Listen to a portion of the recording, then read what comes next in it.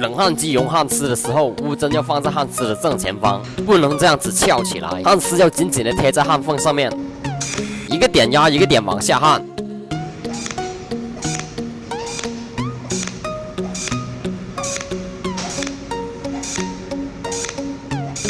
这个就是加焊丝的结果。这是0.8的不锈钢方管，我们加焊丝点焊。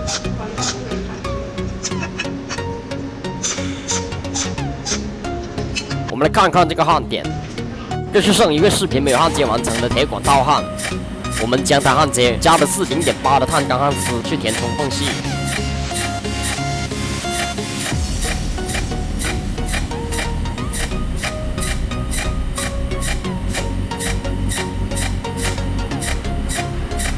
这是焊接的结果，将铁管和铁片满焊一圈，使用的是0.8的不锈钢焊丝。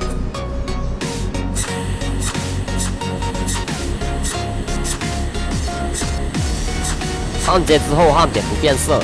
这是厚度0.5毫米的紫铜管，我们将它焊接在一起。脉冲电流15，这样的小缝隙不需要加任何的填充物。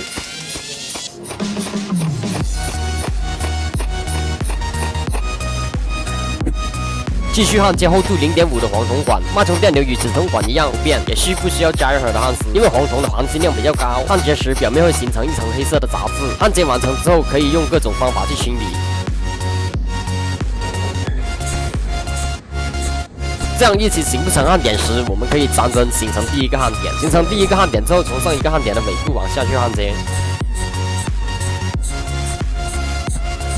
这就是冷焊机的连续焊接模式。材料的壁厚是0.3毫米，我们使用的脉冲电流是07，脉冲时间是09。操作连续焊接模式时，乌针间离焊缝的距离是1毫米，要控制好一个距离，不要离得太远。如果离得太远，形不成焊点；如果离得太近，会粘针。而且操作连续焊接模式需要比较熟练的焊接手法才可以去焊接。而且使用连续模式焊接时，焊点不变色。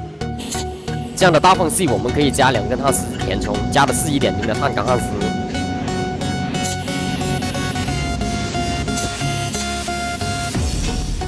小缝隙不用加焊丝，可以直接焊接就行。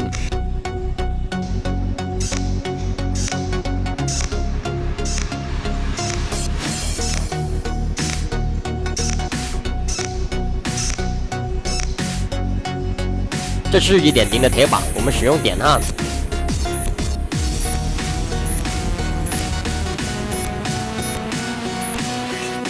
焊接之后，焊点发亮。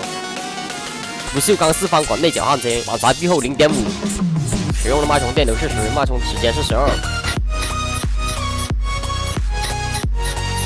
这是焊接的结果，使用0.8的紫铜焊丝将2个铜球焊接在一起，脉冲电流22，脉冲时间25。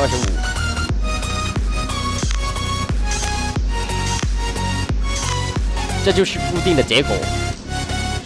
使用1.0的不锈钢焊丝将缝隙填充，脉冲电流20，脉冲时间23。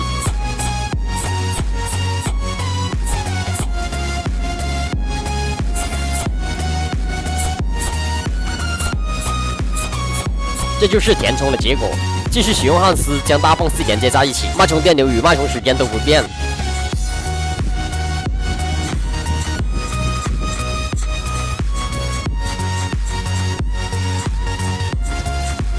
使用点焊模式，将2块厚度0.6的镀锌铁板焊接在一起。像这样的缝隙或者没有缝隙时，也不需要加任何的填充物，可以直接形成焊点。我们使用的脉冲电流是12，脉冲时间是14。